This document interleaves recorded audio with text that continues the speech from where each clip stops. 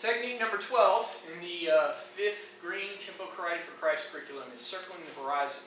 Back in Yellow Belt we had our first horizon technique, passing the horizon. And we talked at that time about the horizon being what is visible to you. And so with passing the horizon, the attack is a hammer lock. They're behind you.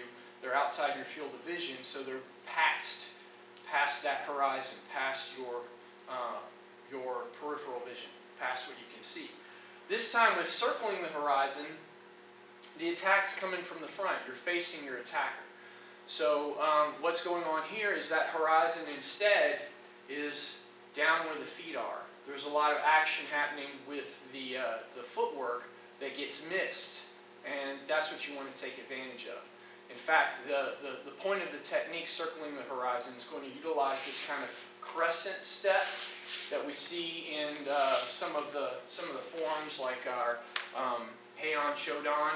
When we get to this 3-punch section, and the feet are coming in and out, kind of making an arc, we're going to utilize that idea. We're using this crescent step to get around their leg in the process. And that they don't see because they're concerned with where they're being attacked up high.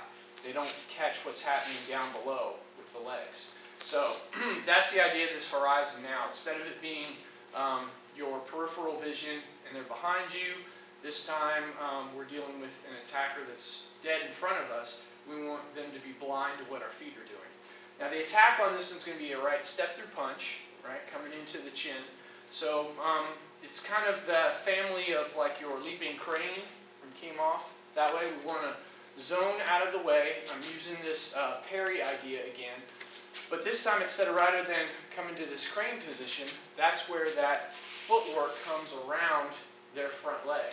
So as they step and punch with the right, you want to be, after they're finished with their punch, your right leg should be behind theirs. You should have effectively stepped around their attack. At the same time, with this parry, I'm going to continue with a step-through punch of my own, going right to their chin.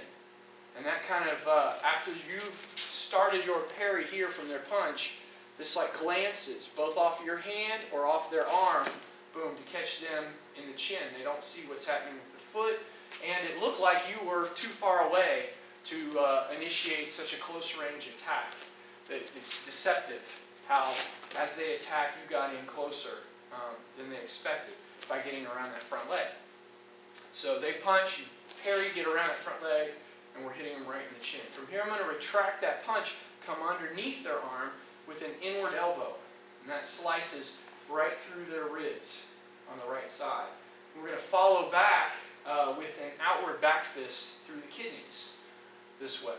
And you can see that idea shows up all over the place. We've used it like with our triggered salute, inward elbow, outward elbow, back fist, uppercut, kind of pulling through.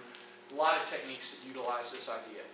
So again, we parry, punch over the arm to the chin, pull back, my foot stays where it is, elbow through the ribs, back fist through the kidneys, and I'm going to come back with a ridge hand. Last hit is a ridge hand to the groin. From there, full cover out, 6 o'clock. That's circling the horizon. So again, punch comes, circle around, punch high, elbow the ribs, back fist the kidney, ridge hand strike to the groin, and then escape, full cover out. One more time, circling the horizon.